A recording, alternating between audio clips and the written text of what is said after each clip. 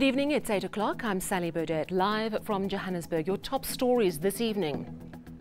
With a click of a button, billions of rands in one form or another can find their way out.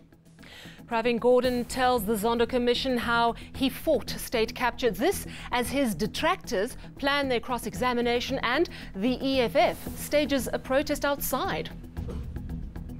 Public outrage as Momentum rejects a life insurance claim after a client was killed in a hijacking because he didn't disclose a blood sugar problem on his policy. Vryburg children play in a river of sewage, says a local farmer, and he's accusing the municipality of doing nothing about it. Public Enterprises Minister Pravin Gordhan finally took the stand at the state capture inquiry today, but his appearance was met with protesting EFF party members outside the Johannesburg venue. While many see Gordhan as the man who stood firm against state capture, the EFF says in fact he was the biggest enabler. Our reporter Erin Bates caught up on all the drama. Pravin Gordhan's much anticipated appearance at the state capture inquiry finally happened. And it was nothing short of explosive. In the same way we removed Jacob Zuma, in the same way we removed Tantanene, you are next, we're going to remove you. Inside, the Public Enterprises Minister took an oath to tell all. I affirm, and I truly affirm. Thank you. But waiting in the wings, hoping to get a chance to cross-examine him, lawyers for Tom Moyane and Sean Abrams. They were front and centre of the action before Gordhan highlighted problems in government. Transformation and transitions also can unleash the forces of greed, corruption, and new means of exploitation. The minister says the true damage of state capture emerged over time. Gordhan's called for consequences. Why is it that no real big figure finds themselves in orange uniforms yet? He says former President Jacob Zuma wanted the nuclear deal, whatever the cost. Gordhan also raised the alarm on a suspect deal between Denel and Gupta-linked VR Laser. Outside, the EFF supporters continued jeering at Gordhan, while their leaders slammed him. It is high time that the people of South Africa must know that from 2009, when Pravin was made the Minister of Finance, he was the biggest enabler of state capture. He was the biggest defender of Jacob Zuma. They've vowed to return when Gordhan resumes testifying on Tuesday morning. It's anticipated he will finally disclose any and all meetings with the Guptas, among other things. Erin Bates, Johannesburg. It's been the talking point of the day, why the family of a man who died in a hijacking is being denied his insurance because he didn't declare his high blood sugar levels. Momentum is in the firing line, accused of being unfair, but the company says despite the public pressure, it will not be paying out a policy worth 2.4 million rand to the family of Nathan Ganas. He was shot during a hijacking in his driveway last year. When we get to claim stage, especially for large cover cases and also when we have a claim within a certain short period of time after the policy was issued, we do some random checks. And in this case, when we applied for some random tests on the client in terms of whether, his medical history, it actually came to light that very, very shortly, in fact, a week or so before he took out the policy, he actually did go for some tests regarding his raised blood sugar levels. And, that then prompted us to ask for further information, and it came to light that he actually had several of these tests very shortly before he took out the policy. And what you do in a case like that, you then reassess as if you had the information that then came to light, as if you had that right at the start. And you do a re-underwrite. And in this case, due to the severity of his condition, we actually came to the conclusion that we would never have issued the policy in the first place. Well, to take this matter further, I'm joined on the line from Durban by consumer journalist Wendy Nola. Good evening to you, Wendy. You know, the Ombud agrees with Momentum. It seems that the law is on their side, but for the ordinary member of the public, it just seems patently unfair. After all, he didn't die because of his high blood sugar. Why should it be held against him? Well, exactly. I think for the ordinary consumer that is impossible, it's impossible to get a head around that and find it fair at all. But the fact is, exactly as been explained, if the non-disclosure is material, and that means that the reasonable, so-called prudent person would have disclosed that information, but in this case didn't, then that becomes material, not non-disclosure, and on that basis, they can repudiate the policy. And then the Ombud says their approach, because I investigated this with another similar case in the Cape last year, where a man was killed in a gang crossfire, taking his child to school, which is on a par with the tragedy of this case. And Old Mutual didn't pay out because they said there was material non-disclosure. Huge media outcry, and then they reconsidered and said actually it wasn't material, and they paid out. This case went to the Ombud, they agreed. And also the Ombud says that as you just heard there, the non-disclosure had to be so serious, the condition that wasn't disclosed, it had to be so serious that they would never have taken out the policy in the first place. And Wendy, if that box gets ticked, then they're all right, and it was all fine, and that's why the Ombud sided with the do you think, Wendy, that it's time perhaps to reconsider this law? Because, I understand the rules, but the truth is this man did not die. I know Momentum says they want to discourage people who don't disclose, but it does seem unfair despite the law. Do you think that the public outrage is indicating that perhaps this law needs to change? I would certainly agree with that, because it's never going to tick the fairness box. The Treasury puts the onus on the financial services industry to apply TCF, treating customers fairly, and I can't see how, in cases like this can be fair. And as Momentum pointed out, in 2017, they only declined claims on the basis of non-disclosure of material facts in 0.4% of claims. So it's not a huge issue. You'd think that they would just then, err on the side of fairness and look at this family's case and decide, Absolutely. I think that I don't see how it's defensible in terms of fairness. I don't think it can ever be. There's certainly been such a public outrage. Wendy Nola, consumer journalist, joining us from Durban. Thank you very much. And I think in the meantime, everyone's going to be checking their insurance policies this evening. Another big talking point is R500,000 donated to Cyril Ramaphosa's presidential campaign, courtesy of company Bosasa, paid into a trust account last year. The official opposition asked the president for clarity in the National Assembly recently and whether the money was intended for his son Andile. Well, we now know where that money went and that the president will give it back. But is this enough? Malungelo Boy hit the streets to find out what people are saying.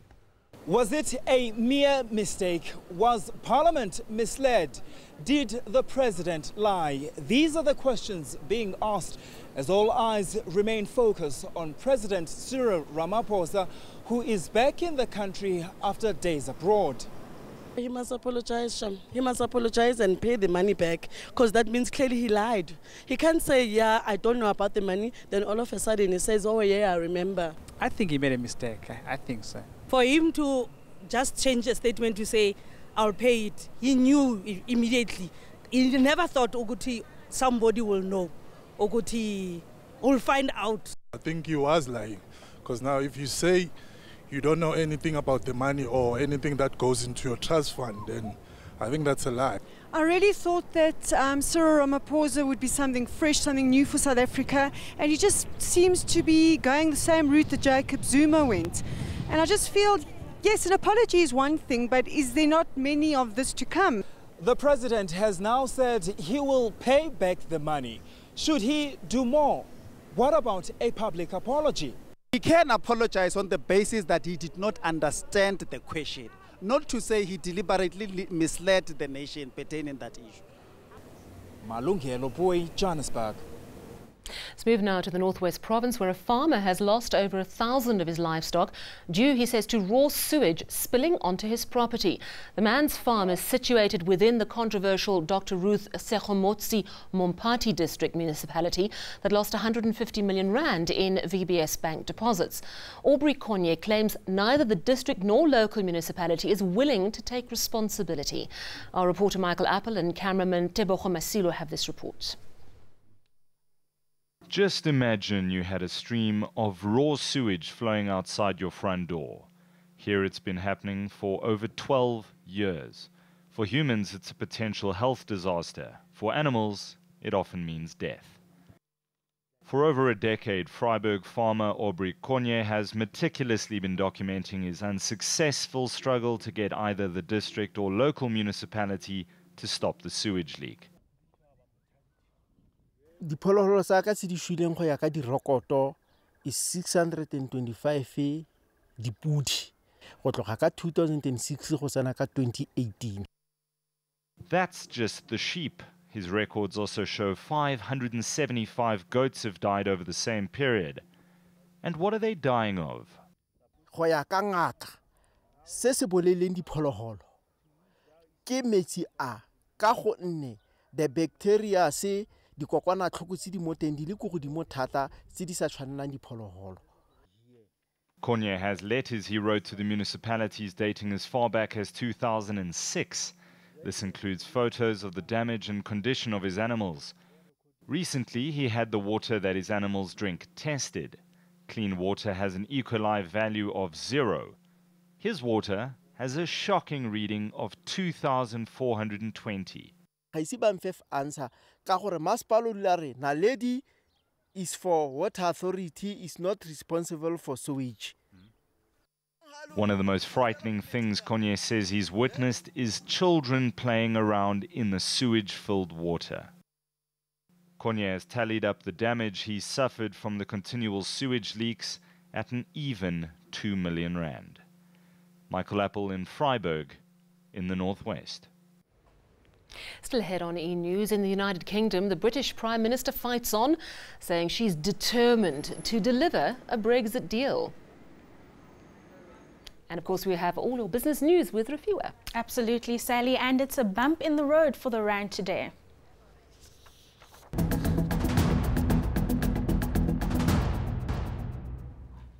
Let's talk money, and we welcome for the very first time Refiwa Madzena. Good evening to you, Refiwa. Thank you so much for joining us. Very good evening to you, Sally. On eNews. Now, tell us about this IMF warning. It sounds really serious, is it? It's very serious, Sally. Unfortunately, this is not the first time we hear this kind of rhetoric from these big organizations. They have cited that debt-ridden Eskom as a huge burden on the country's economy, an economy that's already got a lot of debt, which is continuing to accumulate. Another issue that they've raised is that land reform policy that government is working on, and unless it's done properly, they've indicated it may collapse the country's economy. So this is very important because this is the kind of information that the ratings agencies are looking at. We do know that we have been downgraded to junk by Fitch and Standard & Poor's, and Moody's has also given us a little bit of a negative outlook based on what's come out in recent times.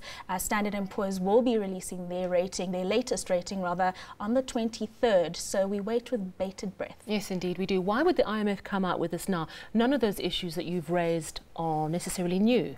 They're not new, but when we saw Cyril Ramaphosa become president, there was a revival in the prospects for South Africa. Absolutely, Ramaphoria, and it looks like that may be over. So I think these organizations were watching closely just to see how he would be going about this revival of the economy. And sadly, even though he's got this investment drive that he's had over the past few months, it looks like it hasn't worked quite as well. Yes, indeed. Well, let's have a look at the markets. Let's see how they did today. Take us through them. So we did see that the JSE closed stronger today, driven by industrials. Naspers up just over 1% today, as well as retailers boosted there by some of the food retailers closing up as well. We did see results coming out of Netcare there, which were also very positive. As we move along, we did also see that gold prices continue to be on that upward trend. We also saw that gold prices are still that safe haven asset for investors globally. Looking at your currencies there, the dollar weaker, the rand rather against the US dollar weaker, losing gains that we saw in recent sessions. We are looking there at those global trade tensions, as well as economic data that's coming out later on this week, CPI, as well as that MPC rate decision. Let's have a look at your commodities now. Brent crude rather still below that $70 a barrel mark. This is good news for South Africa consumers though, because this bodes well for that petrol price outlook.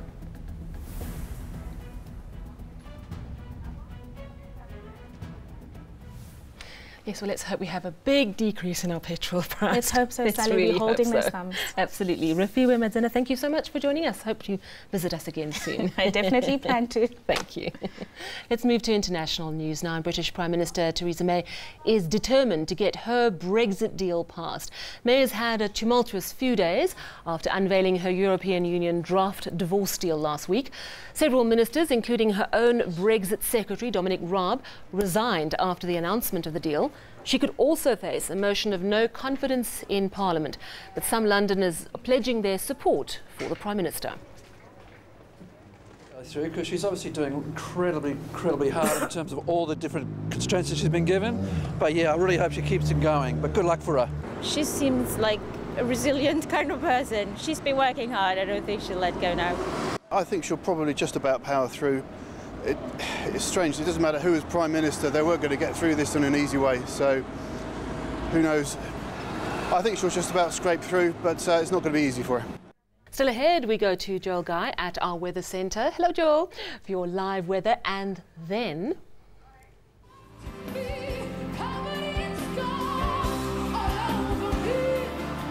Isn't she fabulous? 17-year-old Yanga Sabetwa sings her way into idol stardom.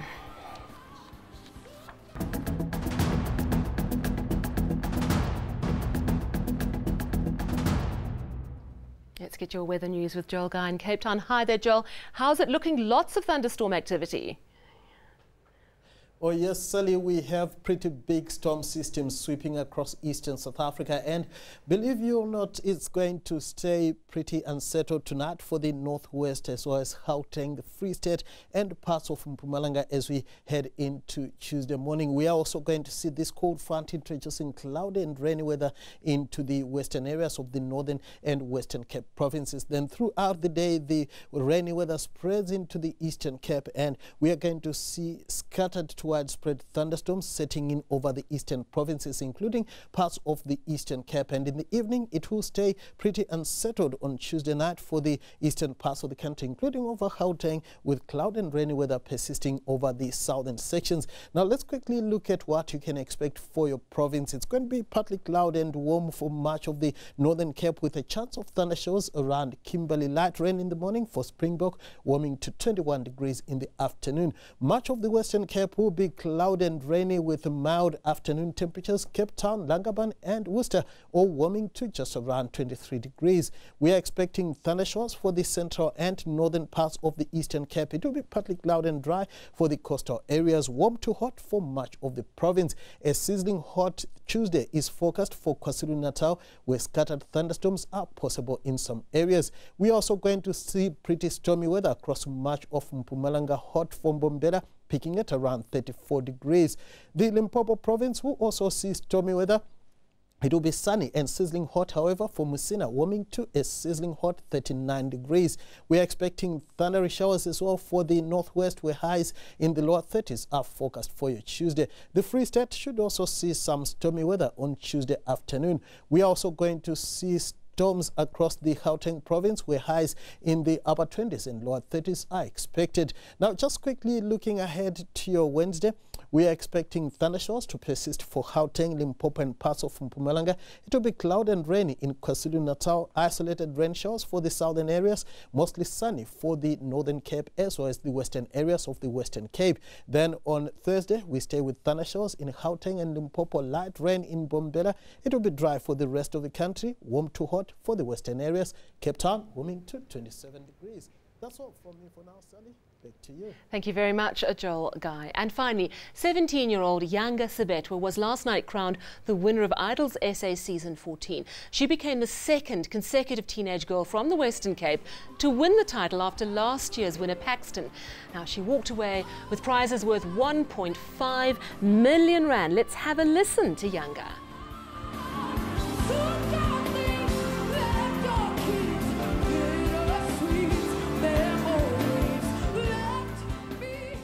Amazing talent. Let's just recap your top story before we go. Pravin Gordhan tells the Zondo Commission how he fought state capture. This as his detractors plan their cross-examination and the EFF stages of protest. From me and the team, it's a very good night.